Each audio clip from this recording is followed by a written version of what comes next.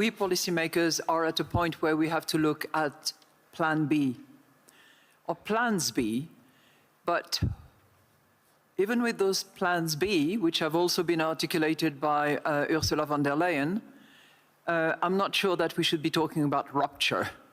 I think we should be talking about alternatives. We should be identifying much more so than we have probably in the past, the weaknesses, the sore points, the dependencies, the autonomy. But obviously, I take the view that from an economic and from a business point of view, we depend on each other. We have these very strong links and bind. Suppliers sometimes are in a position of strength. Demanders, if I look at supply and demands, have also a position of strength. And I think that all directions have to be explored. And my takeaway personally as a central bank president is that we have accountability to the truth. You know, my economist often says, try to distinguish the signal from the noise. Well, I think we've had a lot of noise this week, and it's been a tremendously interesting and fascinating week from all perspectives. But our duty as central bankers, our duty as economists, is to distinguish the signals from the noise. And I would make one point, Andrew, if I may. We hear lots of numbers floating around. And I would just like to call your attention to the fact that numbers have to be defined, identified. When you hear, you know, huge growth numbers, for instance, most of those numbers are nominal growth numbers. The real numbers are the real growth numbers. So when you hear 5% here, or 6%, or 7%, or 3%, in most instances, those are nominal numbers. You then have to take into account inflation and deflate those nominal numbers by the inflation. Then you get to the real numbers. This is one of the few things, I know it sounds a bit esoteric to the non-economist, but it's important to actually speak the truth. And that's one of my takeaway from here. We have to distinguish the signals from the noise. We have to be honest about the numbers that we use, and we rely on inflation expectations. We rely on the forecasts that are produced by our teams. We have to be honest when we publish, identify, communicate, and leverage on those numbers. There are lots of other issues that I could come to, but this is my takeaway at this point in time. I'm going to go to Kristalina, because one of the things I think we're all trying to understand is in a world of new allies or shifting allies, tariffs, and commentary like this, U.S. Commerce Secretary Howard Lutnick said, as I think we all heard, globalization has failed the West and the U.S. He said it's a failed policy. He says it's what the WEF has stood for, which is export offshore, far shore, find the cheapest labor in the world, and the world is a better place for it. But as a result of that thinking, it may be rewriting a lot of what those relationships look like, and also the economics behind the world order which we have known for so long. Well, there is no question that the world is changing. It has been changing for quite some time. There are two new features that we need to embrace. One is we are in a more shock-prone world. We get surprised by geopolitics, by technology, by climate. And we're not so accustomed to be in that kind of fast-changing environment. And two, we need to recognize that we are in a multipolar world. There are now regions in the world that have picked up. They have economic and geopolitical significance that they didn't have before. I can tell you from where I sit at the IMF, we embrace lovingly all our 191 members. And for a long time, we would do analysis at the country level and then at the global level. And now we recognize that we need to look at these regions. We need to look at the world as it is changing.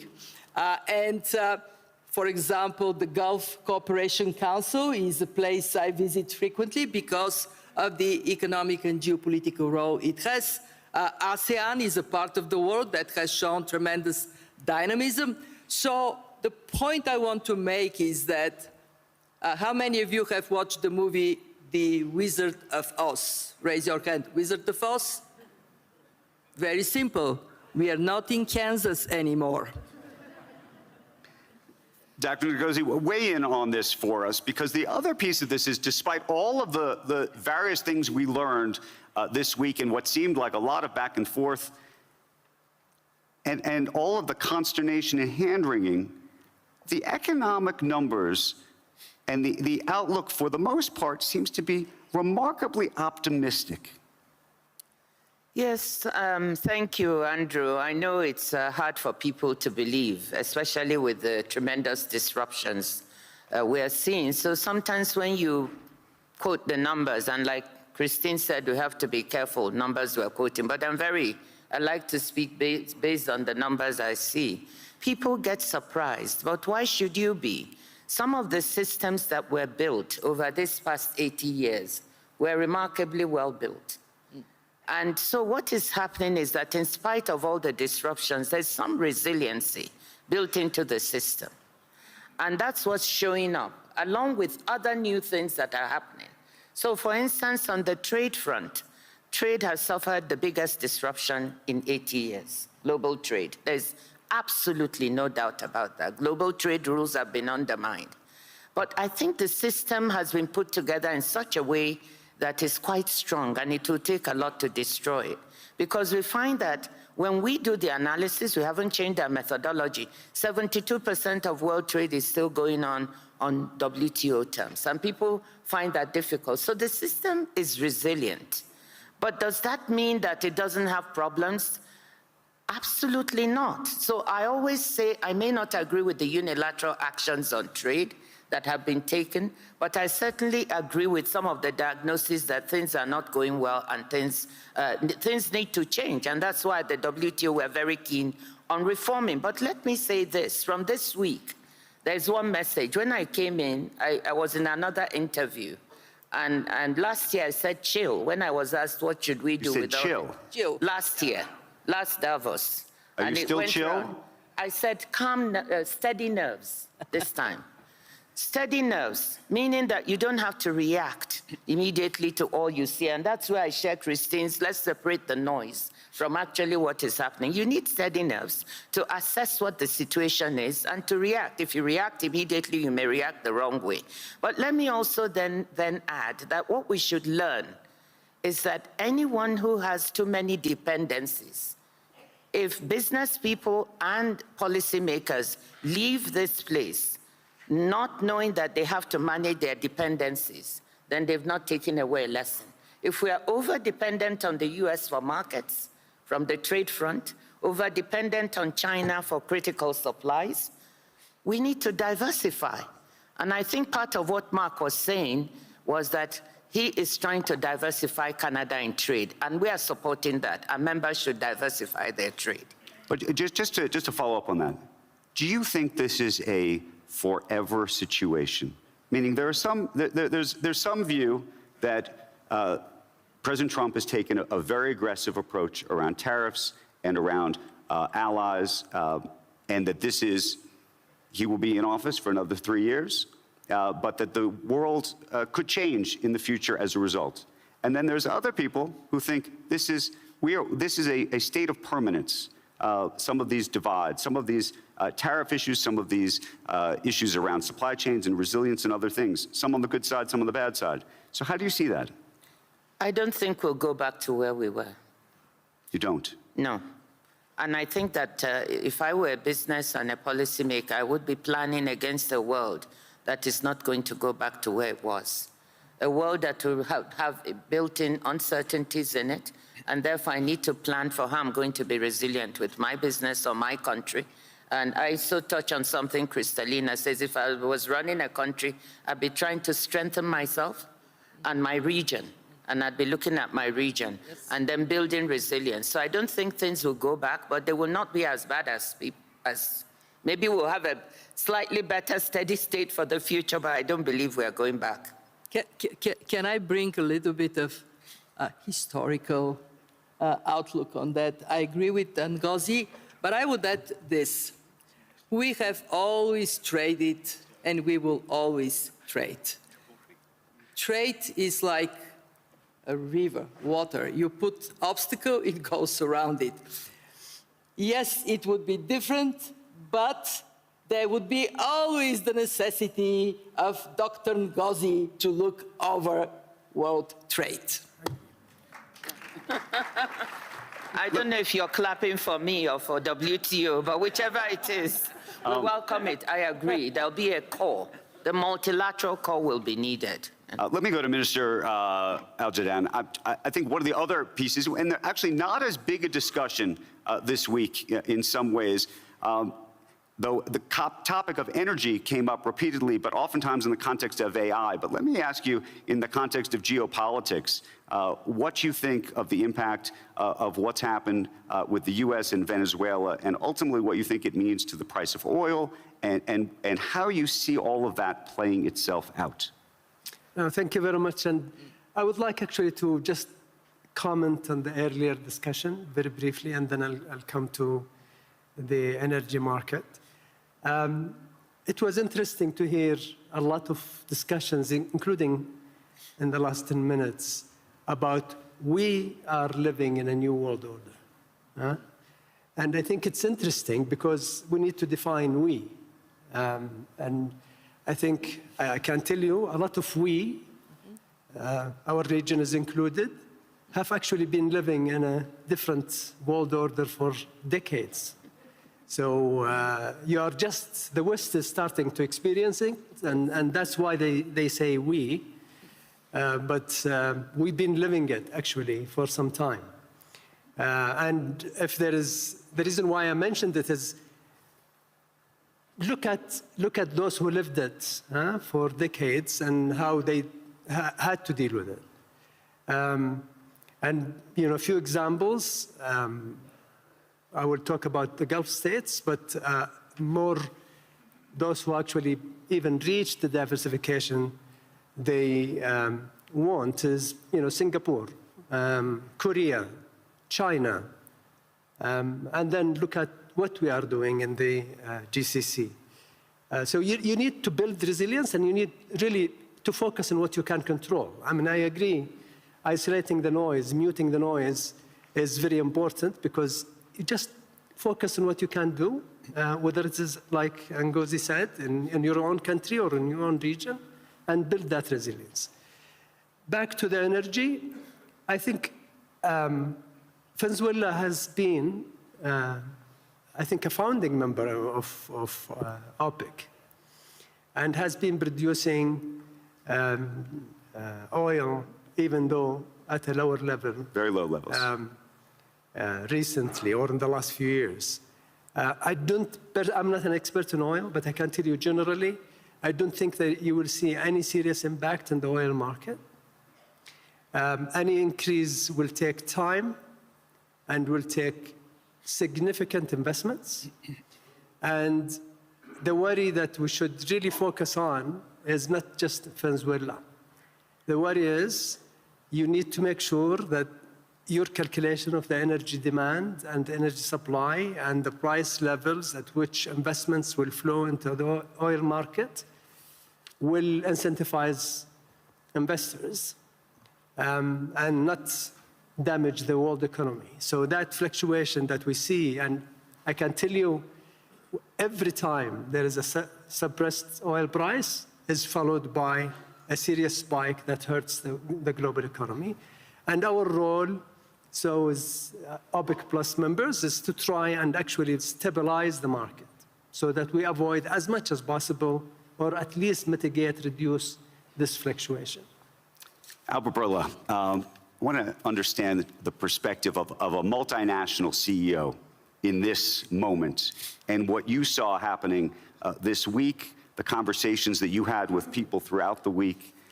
I'm curious how your job in so many ways has fundamentally shifted. First, I want to make a comment on if the world will be the same in 3 years or 5 years. And clearly, the world will not be the same as it was, but also it's not going to be the same as it is. I think after 3 years, we'll come to something that it is different. In several aspects, will be better. I hope that Europe, for example, will be a more dynamic Europe, a more self-sufficient Europe, which is good. I think China will emerge much faster. And I think that some will be worse than before. But that's always the case with the way that Which the global part, just so economy... we know? You said the good part, and then you said, what's the bad part? I think the mistrust that have been developed among nations, I think the fact that the water has to go around multiple obstacles rather than was flowing in a very open space, will be the challenges that we have to face. Let me ask you a different question. One of the things that happened earlier this week is President Trump, when he spoke to us, talked about drug prices. In fact, he spoke about these conversations he was having with President Macron about trying to press France to pay more for drugs and to pay and to press other countries in Europe to pay more as a way for U.S. citizens to pay less. How do you see that playing out? What are the conversations that you're having behind the scenes on that very issue? Yeah. Health is always in the epicenter of the political debate, so affects a lot politics and geopolitics, right? So it's not a surprise to me. And drug pricing, it is the name of the discussion today. Tomorrow, looks like in the US, the name of the discussion, it is insurance, right? So it is always there. Coming to your first question, how that changes my role as CEO, clearly a lot. I spend way more time in Washington, I spend way more time in Paris, in Germany, trying to discuss. And it's not always easy, but it is way better if you engage into these discussions, because the results are much, much better. On the issue of drug prices themselves, though, if we were all sitting on this stage 5 years from now, do you believe that European countries are going to pay double, triple what they pay today, and that U.S. Customers are going to be paying 50% or more less than they're paying today? In Europe, I have seen a tremendous shift towards understanding that they need to build innovation in Europe and they need to pay more for it. I've never seen it before. That will affect the drug prices. I will give you an example. The UK signed a deal with the US government that they will raise the commitment to spend from 0.28% of GDP in innovative medicines to 0.6% of GDP to innovative medicines, which is very close to the US level, within 10 years, so in a transition period, with some commitments and milestones for the next 2 years. I think that's very positive. Right. I had discussions myself with President Macron. I had discussions with other European politicians, and they are extremely interested in not missing the train in the biomedical innovation that is booming, that used to be dominated by the US, with 35% of global clinical trials being in the US, but China is closing the gap. Already 30% of global studies are happening from Chinese companies, up from 5%. And when they see the European numbers, 12% of global studies are happening in Europe, compared to 22 10 years back. So this is an area that clearly will boom health. And why? Because demographics are demanding it. People are living more. People are aging. The need for medical innovation is huge. So the demand will be very big, but also the offer will be such that we have never seen before, because advancements in biology, but more importantly, AI and advancements in technology will allow us to bring medicines that we didn't even dream before. So the question is, who will deliver this innovation? And clearly right now, US and China, with China probably surpassing US in 1 or 2 years, are the two players. And Europe, all the European leaders, they see that, and they want to be part of it. And they understand that they need to pay for innovation so that they can develop a biotech ecosystem in the region. Mm-hmm. Madam Lagarde? Yeah, I'd love to echo what Albert said, because I think we have heard quite a lot of European bashing in the last few days. But if anything, it has been good. And we should say thank you to the bashers, because I think it has given us a complete realization of the fact that we have to be more focused, we have to work on those plans B that I was talking about, and we have to focus on innovation, improvement of productivity, and the rest of it. Point number one. Point number two, we are dependent on each other. If you look at AI, which has been much talked about in the last few days, AI is capital intensive, energy intensive, data intensive. And it prospers if there is plenty of all that. If we do not work cooperatively, if we do not define the new rules of the game, there will be less data available to process, there will be less capital flowing back and forth and here and there. And that is not conducive to the prosperity of a sector which is currently leading the game and which is very promising in terms of productivity. So we are in a bind, let's face it. And distinguishing the signal from the noise, I think, is critically important in that respect. The business community understands that. Third and last point. You ask whether there was a complete dissociation. No. I personally, and this might be my emotional side, sorry about that, we women tend to be emotional. I think we have to think of the people. And I have huge trust and affection for the American people. And I know that at the end of the day, the deeply rooted values will prevail. That is my hope, and that is my very, very strong belief. Added to which, and that is something that applies to all of us, we have to be careful about the distribution of wealth, and we have to be careful about the disparity that is getting deeper and bigger. If we don't pay attention to that, we are heading for real trouble. Yeah. Can I? Andrew, the disparity both within countries and across countries. When we talk about prosperity, we also have to be mindful that there are countries in the world where conditions are bad and worsening. We just presented our global economic outlook. We upgraded the United States, the Eurozone, China, India, but we have also seen countries that are either affected by conflicts or have really terrible macro conditions getting worse off. And the point I want to bring to all of our attention here is now we have artificial intelligence that is going to put on steroids transformation, and it would also put this risk of the accordion of opportunities opening in favor of some, but not of others. And if I miss one thing during this week that we have here, is that, well, now I miss two things. One thing I miss is now all of a sudden, 3.3% looks like a very good growth. What happened? We used to say that growth is not enough.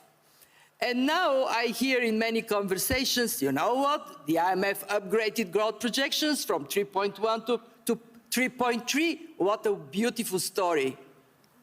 Beautiful, but not enough. So one thing I want to appeal to all of us, do not fall into complacency. Growth is not strong enough. And because it is not strong enough, the debt that is hanging on our necks, that is reaching 100% of GDP, is going to be very heavy burden. So yes, more attention to growth.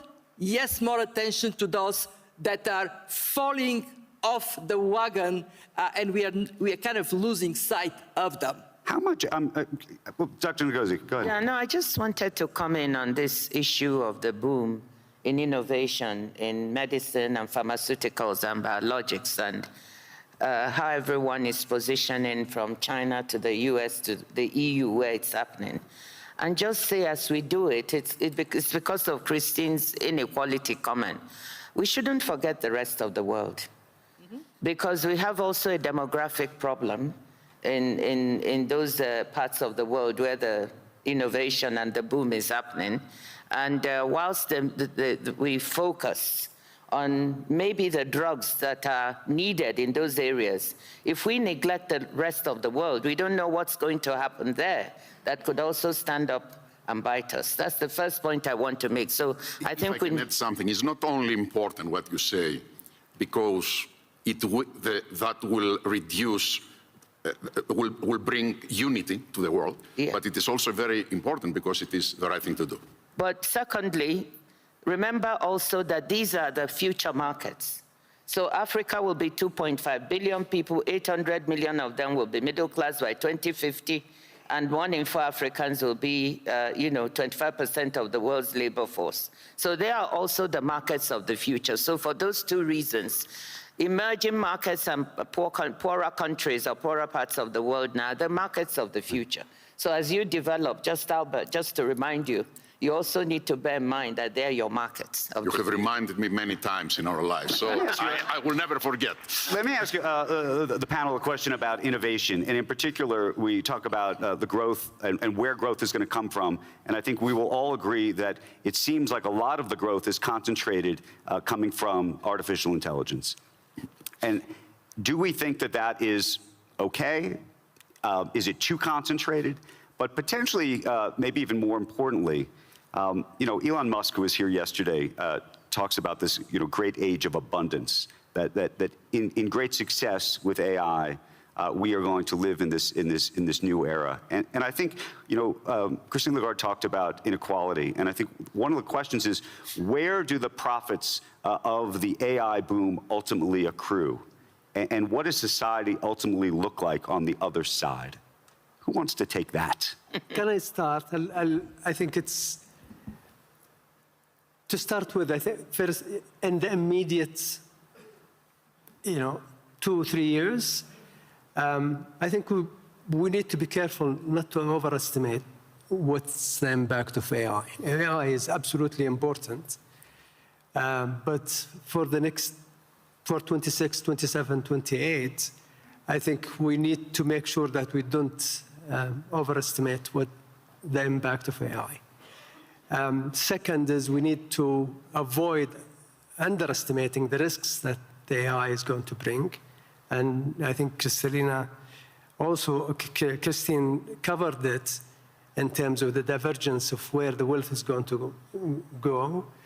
And third, we need to absolutely be careful with all the noise that we are hearing, including from AI, that we have a very serious debt issue, both in the public and private, that could actually, with all the noise that we are hearing in this week and beyond, can actually surprise us, just like the inflation in 22. So we need to be very careful, while we need to ensure that the AI is diffused and the benefits goes to as much people, as much small and medium enterprises as possible. We need to be watchful. I'll stop there. Yeah, I'm happy to pick it up. So I made my point about distribution of wealth and revenue. But I take away from this week two things on AI, and I've learned it from the AI proponents themselves, some of them geniuses in many areas. Two things that some of them say. Number one, is it going to be open source or not? And that's a really important discussion that they will be having, that maybe policymakers will engage in as well. Think about internet. Is it a common good? Has it been a common good? How is it governed? I think on AI, there is an element of that discussion that needs to be had. The second one is, how is it, I know I'm a European, so how is it regulated? I heard it from them, not me. They themselves are saying, let us watch out. From a general public good point of view, how much do we need? Do we want to facilitate this terrible path that we have observed with the use of social media? With young kids prey to horrible behaviors, for instance. Yep. So I think on those two accounts, the AI experts and actors are saying, we must have that discussion and we must understand how we use AI so that we don't jeopardize social fabrics, the youth, Right. the kids who are coming. Can I just follow up on one thing real quick? I apologize, just because the minister made a comment about debt, and I know we're going off topic for a moment because we were on AI, but I'm curious, given what you do for a living, Madam Lagarde, what you think about, and there's obviously corporate debt, but I think you're referring to sovereign debt. Both. Both. And how much in this moment, I've always argued that debt is the match that lights the fire of any potential crisis in the future. And when you look at the debt that's in the system today, where you see the risk? First observation, the AI developments are not predominantly financed by debt at the moment. Okay. So I don't see that financing as the actual source for the next moment. There's debt and debt. There's the debt that is used to reform, restructure, invest in sustainable growth, and that is conducive to productivity. That debt is healthy. And then there is the other debt. And is there too much of it? Probably. Can you separate the two, though? Well, it needs policymakers to be, very attentive to what they do. The IMF is scrutinizing the kind of debt that is being incurred by sovereigns. I don't think that at the moment, the corporate sector in the advanced economies is so heavily burdened with debt. I think we're more talking about the sovereign debt. And as I said, what is key is to indicate the strategy and the direction that governments adopt in order to keep control of public finance. That's, I think, even more important than the volume itself, which is a concern. I mean, it is a very simple story. Debt has gone up, reaching 100% of GDP, sovereign debt, and growth is not strong enough. So we have a problem. I want to go back to the AI. We are researching what is actually happening in labor markets. And there are three important observations. Number one, massive transformation of demand for skills. We expect over the next years in advanced economies, 60% of jobs to be affected by AI, either enhanced or eliminated or transformed, 40% globally. This is like a tsunami hitting the labor market. Number two, we looked at the micro level, what is happening with jobs. And we see that in advanced economies, 1 in 10 jobs is already enhanced, and the people in these jobs are paid better. When they're paid better, they spend more money in the local economy, they spend more money in restaurants, here, there. Demand for low-skilled jobs goes up, and actually, total employment seems to slightly increase because of it. But there are two very serious problems. The first one is that tasks that are eliminated are usually what entry-level jobs present. So young people searching for jobs find it harder to get to a good placement. And the two I'm very worried about, who is getting squeezed? The jobs that are not touched. They're kind of the same. They're paying now less. So middle class inevitably is going to be affected. And the third observation I would make, that is my biggest worry, and actually we heard people talking about it, Christine talked about it, where are the guardrails? This is moving so fast, and yet we don't know how to make it safe. We don't know how to make it inclusive. And if there, again, I'm talking about my regrets of things we haven't discussed much here, we missed an opportunity to talk about that more. So my appeal is wake up. AI is for real, and it is transforming our world faster than we are getting a handle. Let me just ask one follow-up to that, which is, I think there's a lot of people talking about this issue, and maybe we should be talking more about it, but the question is, what do you do about it? We can identify the problem, and I think we've all spotted this.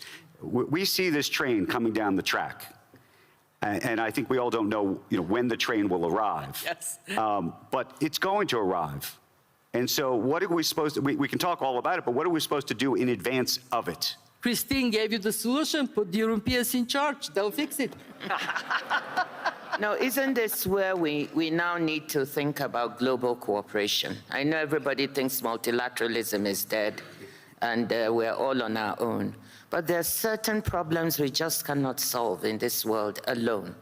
And no one country or even one region can be responsible for regulating or putting the guardrails on AI. So should we not be looking to global cooperation on this issue, even though that's becoming a little bit of a dirty word? But before I hand over to you, I do want to say one thing. I'm almost afraid to say it. From the trade perspective, the work we've done shows that AI could be very beneficial for trade. Why are you afraid to say it? Because of the issues that we're talking about the governance. You know, it's not all a positive, even in our work.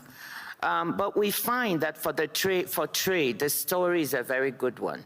In two ways, AI will help reduce trade costs tremendously, the logistics of trade, and it helps increase productivity. We also find that AI is changing the nature of goods traded. Merchandise is becoming, has a lot of services incorporated in it. So it's quite exciting when you look at the landscape of AI from the trade front. However, so we have some work we did, you know, AI would increase trade by 40% by 2040, but only if adoption of AI is relatively equal. If it is not, we are going to create more inequalities, and that's where Christine's point is also valid. Albert Bourla, I want to go to you on this actual topic for two reasons. One is AI is going to transform healthcare in a major way. I think there's so many advancements already happening, and I think there's a lot of excitement. I was talking to a scientist yesterday who was also, though, saying, and this is a very senior scientist, does remarkable work, who's historically hired lots and lots of junior people. And he was saying, I may not have to do that in the future. And it's actually going to be a very interesting question for his lab in terms of how he allocates resources. And I'm curious, as somebody who hires people in this business, what you think that does to the landscape. I think productivity will improve across all sectors. I don't think that there is any sector that will see so bad transformation as health, because you will see not only the general and administrative part of the business, but more importantly in drug discovery. And AI is an extremely powerful tool. In the hands of good people will create greatness. In the hands of bad people could create evil. I am a true believer that the benefits clearly will outpace the challenges and the risks. We do need regulations to do that. Are you asking me if in our labs maybe we could do the job with less scientists? Probably. But also I can see that the main direction that we are taking, it is not how to reduce our investments in the area, so how can do the same with less, but how can we do much more with the same, which is a very different way of seeing it. We have we have central bankers here, we have ministers here thinking about economics around the world. How do you think what you do for a living and actually what's happening in the pharmaceutical space and the connection with AI is going to change our economies? Tremendously. I think health, first of all, it is the largest sector of GDP contributor. It is 10% globally, 18% in the US. Compare it with real estate, which is 12% in the US. Compare it with defense, which is, I think, 4% in the US. So it's tremendous. So by itself, health and the economic activity around it will create significant impact on global growth. But more importantly, health helps all other sectors to be more productive. Mm-hmm. That's the big benefit of health. And that's why I spoke about the demographic challenges, that particularly in an aging population, the need to have productive workforce that probably will start working more and more, I mean, older and older, I think it is extremely important. Mm-hmm. We're going to run out of time, but I have one really final, maybe large philosophical question for this group. And it relates to, I think, something that we have seen play out this week. And it's something, it's a word that's come up a whole bunch of times on this panel, and it's the word about trust. And I think one of the very interesting things that's happened this week is there has been a real debate between the idea of what's long been really the underlying conversation at Davos, which is about creating trust, about creating relationships, about creating loyalty. And on the other side, a view that I think has been espoused here this week, and I think you've seen playing out, that actually maybe all of this has been a veneer. That the world really may very well be about power, that it may be about leverage, that when people in this room go to have different meetings with other people or go to parties or this or that, they go in part because they're trying to gain some kind of leverage over somebody else, and that we are living in some kind of world that that's what it is, but that for a long time we haven't talked about it that way. I think that's actually, to some degree, how some parts of the administration in the United States even think about these power dynamics. And I'm curious, sort of, if you could just, from a philosophical perspective, speak to this very issue, because I think underneath all of it, that's what this is about.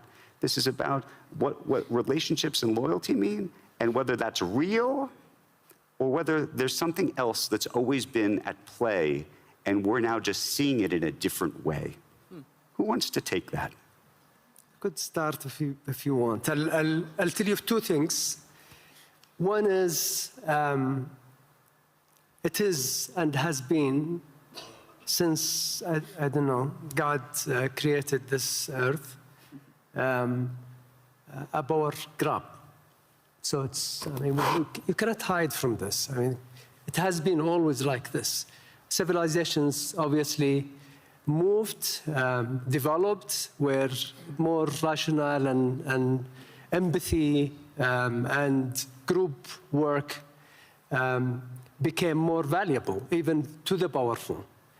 In today's world, I can tell you the fact, just simplifying it, the fact that 3,000 leaders flew into this very difficult weather village, or took the train to come here, says something that actually even the most powerful needed to come here and seek dialogue, because there are areas where they just cannot resolve it in their own, no matter how powerful they are. And I think the whole idea today is we need to make sure that we bring more about that dialogue, that cooperation, embracing forums like this, embracing the World Bank, embracing the IMF, which, despite all the noise again, IMF and the World Bank are being embraced today stronger than what it was before. Because uncertainty requires these kinds of institutions to provide support. I'll stop there. Yeah. I want to second what Minister Al-Jaddan just said. I think trust and truth go well together. And what I take away from this week is that we have a duty of truth. We, as institutions that provide numbers, that provide analysis of what is happening, hence my signals versus the noise, and this is how we can maintain trust. Second observation, it takes time to build trust. It doesn't take much time to erode it. I agree. I think trust has been eroded a little bit, maybe a lot, but our duty in the spirit of dialogue is definitely to rebuild what could have been eroded. Thank you. On that note, let me thank this extraordinary panel for a remarkable conversation. Thank you very, very much. Please stay where you are for just a moment, because I'd like to introduce Faisal Al-Ibrahim. He's the Minister of Economy and Planning of Saudi Arabia to the stage to deliver some brief remarks about something special that is coming up very, very soon.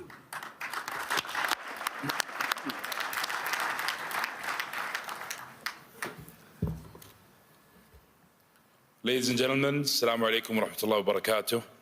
I'd like to first start by thanking Larry, Andre, and Borge and the Forum team for putting together a remarkable week, to say the least. As we reflect on the global outlook, uncertainty has weighed heavily on expectations. Expectations about growth, inflation, debt, trade, investment, and of course, geopolitical risk. Yet the reality has been more resilient than expected. Despite uncertainty, the global economy has endured, adjusted, and continued to move forward. But what is clear, and perhaps clearer this year than ever before, is what has surfaced as we have tried, often repeatedly, to tackle these challenges. Pragmatism has become scarce. Trust has become increasingly transactional. Collaboration is narrowing and, in fact, sometimes losing momentum. And too often voices speak, but fewer are truly heard. And if we think about it, if you think about stability, stability can't be quickly built, and it can't be bought. Stability needs to be founded, nurtured, protected, reinforced, and guided. Stability is non-negotiable. When trust and collaboration are genuine, they compound over time, reinforcing one another so that progress holds when circumstances change. This is where the focus must shift. Like our colleague said, not towards the status quo, but towards the ingredients that make collaboration actually count. Being pragmatic and thinking long-term, with the discipline to follow through beyond intent and ambition, and the persistence to remain engaged even when views diverge, especially when views diverge. No single convening, no matter how well-intentioned, will resolve every global challenge. But each time there's an opportunity for all of us to be resolute and deeply invested, and for us to build the culture that allows cooperation to function in the first place. A culture that nurtures strength and progress and unlocks the potential of the global economy in all its diversity. Every country, every region, and every economy. To stand shoulder to shoulder and confront complexity, work through it, rather than force or accept artificial convergence or watered down consensus. When confronted with uncertainty, our late founding king, King Abdulaziz, once said, "Al-Quwwa al-Quwwa la barakallah bil-dha'f," which captured a simple yet powerful idea. Facing challenges requires strength and confidence to move forward, especially when conditions are difficult. For there is no virtue in weakness. We cannot sit idle and wait for decisive moments. We cannot keep talking about multiple futures. What future do we want to see?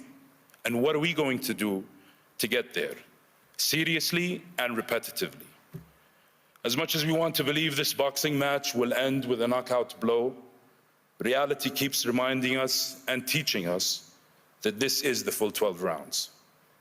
And it is in this spirit that I'm honored to extend an invitation to you to join us in Jeddah, Saudi Arabia, for the World Economic Forum Global Collaboration and Growth Meeting this April, under the patronage of His Royal Highness Crown Prince and Prime Minister Mohammed bin Salman.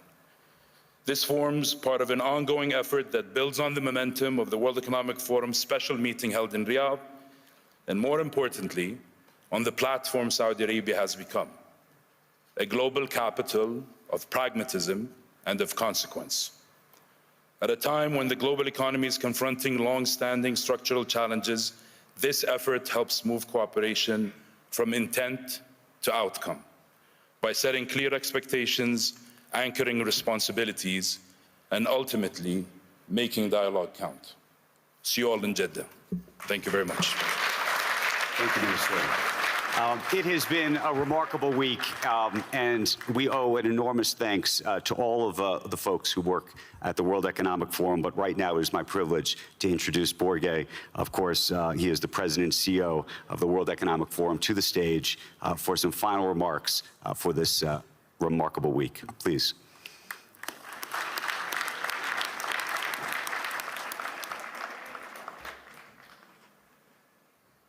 Thank you.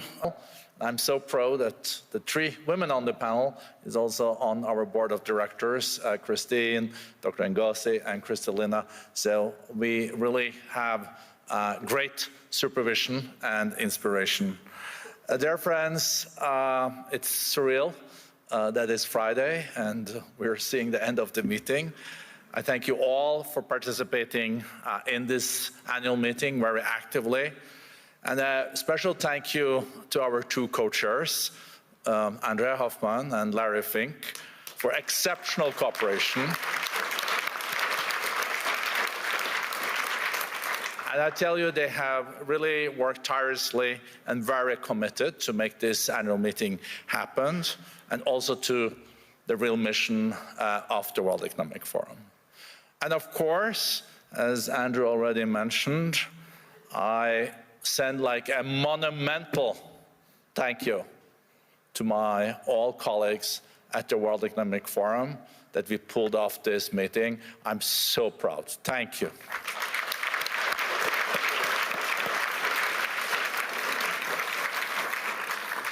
The forum is, in my view at least, the world's leading platform for multi-stakeholder dialogue on the most complex and often contested issues of the day.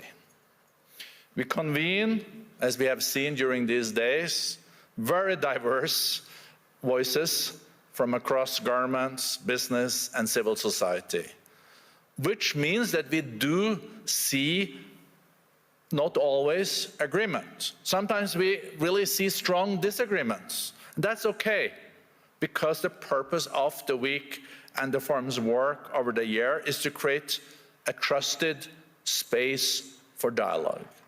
Dialogue is a prerequisite for moving the world forward. If you don't even have a dialogue, you will not see any results.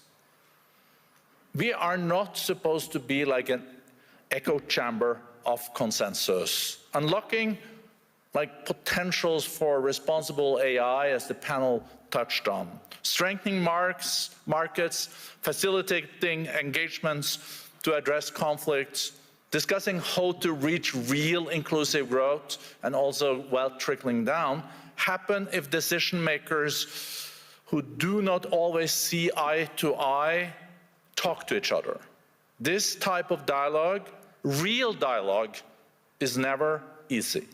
It requires patience, commitment, and creativity, but it is really necessary, because the absence of discourse deepens division.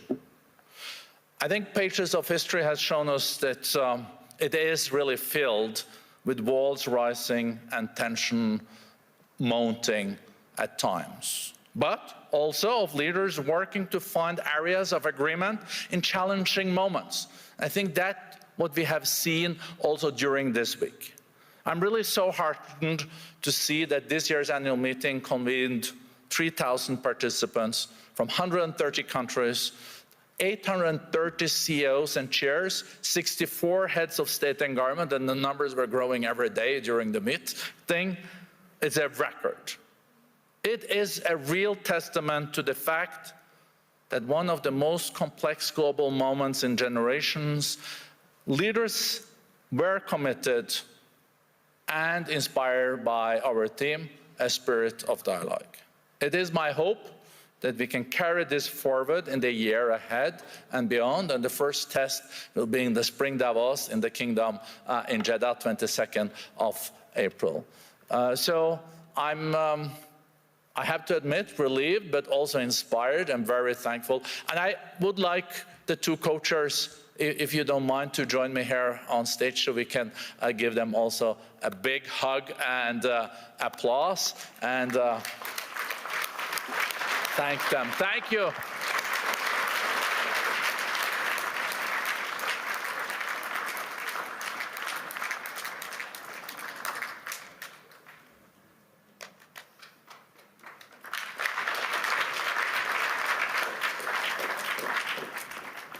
So a very special moment, as you can see, closing the first meeting where I was acting as a co-chair.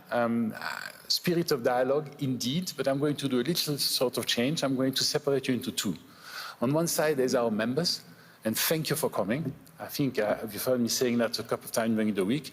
Without you, we are nothing. So we really count on you to come and see. I mean, I talk for those who are still here, of course, because quite a number of you have left. But thank you very much for doing this. And then the staff. I mean, to pull out something, to pull off, something like we just experienced, where the spirit of dialogues and the 5 strategic priorities we're taking out into such a sophisticated outcome needs an enormous amount of energy. And this is a human quality that I really found in everybody in the staff. So please join me in clapping for them. They have done a fantastic job.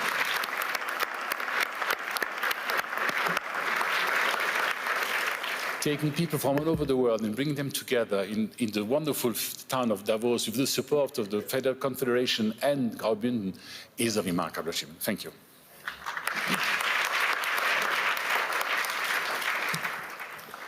I would just say thank you to all of you, but more importantly, the big thanks is to the 1,000 members of the World Economic Forum who made this all happen. To pull this all together, making sure all the sessions work, making sure that we are consistent across all the different presentations and content. Even we had better music this year, we had better food this year. We did not have better traffic. That's something we're gonna have to work on. But really a great, great thanks of gratitude to all the members of the World Economic Forum pulling this off. None of us could have done this ourselves. Hopefully you all saw the great collaboration between Andre and Borga and myself. It really worked. And lastly, I just want to, because I thought it was so profound, I want to end this forum with a quote that Elon Musk said in closing yesterday's session, that it's better to be an optimist and wrong than being a pessimist who's right. So on that note, enjoy, see ya.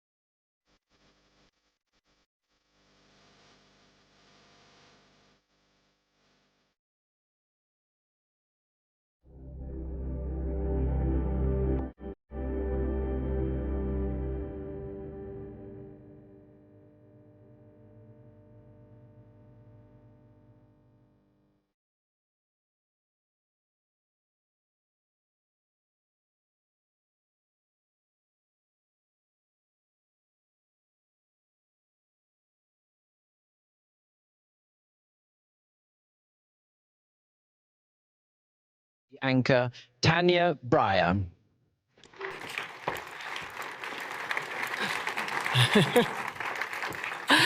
Thank you so much, ladies and gentlemen. Good evening and a very warm welcome to the World Economic Forum's annual meeting 2026. It's both a privilege and a pleasure for me to guide you through tonight's opening concert, an evening that brings together music, creativity, and the shared spirit of global cooperation, which is needed now more than ever. Well, to begin with, it's an honor to invite onto the stage the President and Chief Executive Officer of the World Economic Forum, Mr. Borge Brende, and joining him, please welcome the World Economic Forum's co-chairs, Mr. Andre Hoffman and Mr. Larry Fink.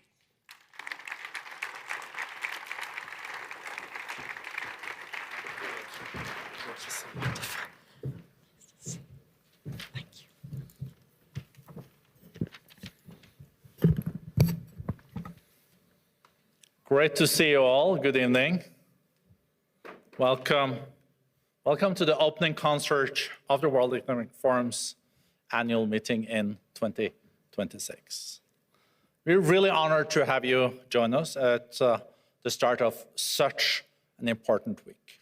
A week that promises to be both enriching and transformative, and comes at a historic moment as our world undergoes profound changes. It's a moment of uncertainty, but also possibility. Not a moment to retreat, but a moment to rise. The World Economic Forum is not about responding to current events. It's about orchestrating the right conditions that enable us to move forward. Isn't this moment also when dialogue is not a luxury, but really a necessity? There's no way we can move the world forward without starting to speaking with each other. That's also why we begin this week with music. Music knows no borders. It speaks no single language.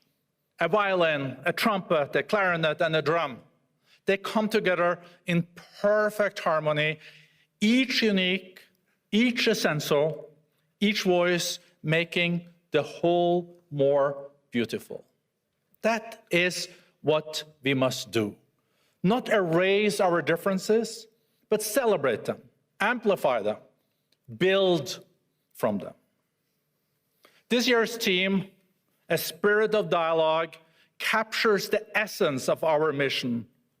I envision the 3,000 participants here in Davos working in concert to drive positive change, and I count on each of you. Thank you.